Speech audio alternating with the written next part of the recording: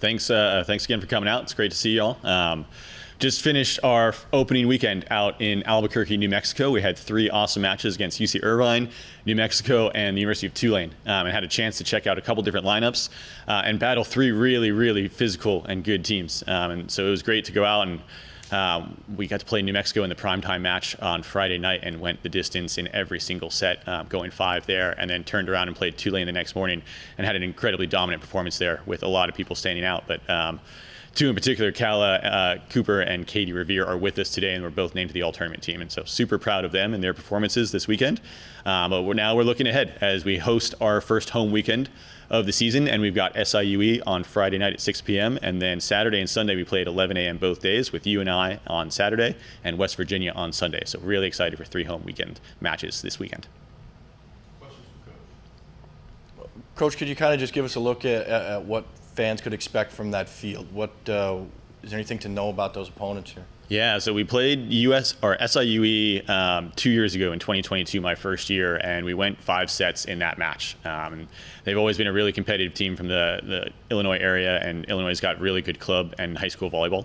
So they're going to be really competitive. UNI just comes off of a weekend where they went 1-2, but their 2 losses were to top 25 ranked Dayton and then receiving votes Ohio State. And the Ohio State match was particularly crazy because they actually had to delay the match by 2 hours because of humidity in the gym, because the floor was so wet that they couldn't play.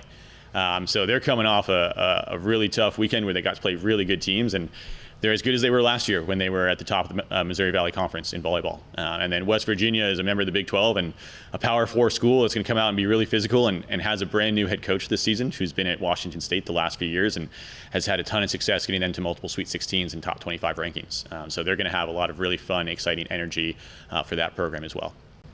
Coach, what type of, what have you seen, with the film and everything after a close loss to New Mexico and the winner with Tulane?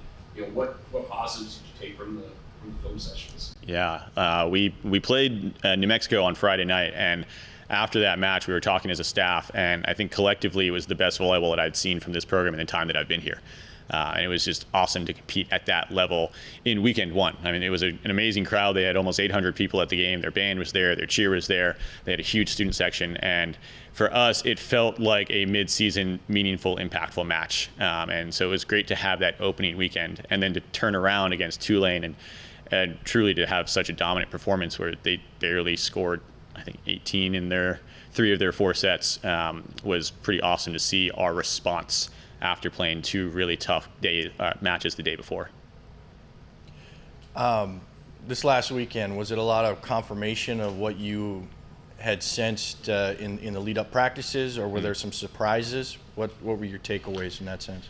Yeah, great question. As a staff, we were discussing just that, we're in year 3 now, and it almost felt like a lot of confirmation on all the things that we've been building for over those 3 years, kind of coming to fruition all at the same time. And we saw that with, Katie and Tegan, who were coming off the bench in a 6-2, and we'd run out of subs and they'd both stay in the game. And Tegan ends one of the sets with stuff block herself, and Katie goes from passing and serve receive to playing defense to setting to hitting to blocking to literally performing all of the skills. And we saw the same thing with Maddie Horniak playing in the back row, but then we'd run out of subs and she'd play through the front row, and just the versatility of our team and the number of different ways that we can score points is really exciting. Another great example of that is Heroline de los Santos Lugo, one of our middle blockers. She's not only great offensively as an attacker, but she scores a ton of points with her block, and she's actually our first server in the lineup, which is really rare for a volleyball team to start with a middle blocker serving, but she's so potent from the service line that it's undeniable that we have to have her on the line as early as we possibly can. And then she comes in and she's also a phenomenal backup setter for us as well. So we're able to score points in so many different ways. We were looking at the Tulane match, we were scoring about 19 points a set at playing to 25. And so for teams to compete with us, they've got to be incredibly clean just to stay competitive. And if they let up for a second, then we're going to be able to take advantage of that and really grow a large gap in terms of the score. So it looks like Cooper's leading you in kills right now. What did you think of her weekend? We just had our staff meeting before I came over here this morning, and to be completely honest, I've been coaching collegiate volleyball for about 15 years now, and that might have been one of the most impressive opening weekends for a true freshman that I've seen.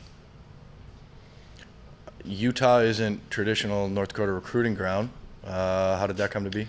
Yeah, we've got a pretty vast recruiting network of people that we know all across the country, and we had an opening late in the recruiting cycle for Cala's class, and Cala comes from one of the best clubs in the country at Club V, and in fact, her 18s year she was on, her 18s team was the number 3 team in the country going into nationals, and was the starting opposite for them. And so we knew she was a quality player that came from an amazing program, and she was going to be trained really, really well. But we also knew that we could help her grow even more into what she could become. And so it's fun to be able to see the promise of what she's capable of in weekend 1, and knowing that we've got so much more time to develop and be together.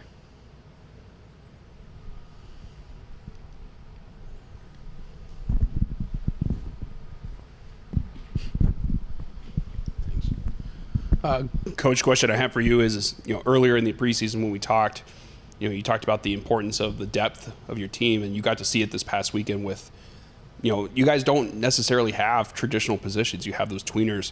How important is it that you have that depth in place to, go in for a long season in volleyball? Yeah, it's massively important. So we're going to get sick.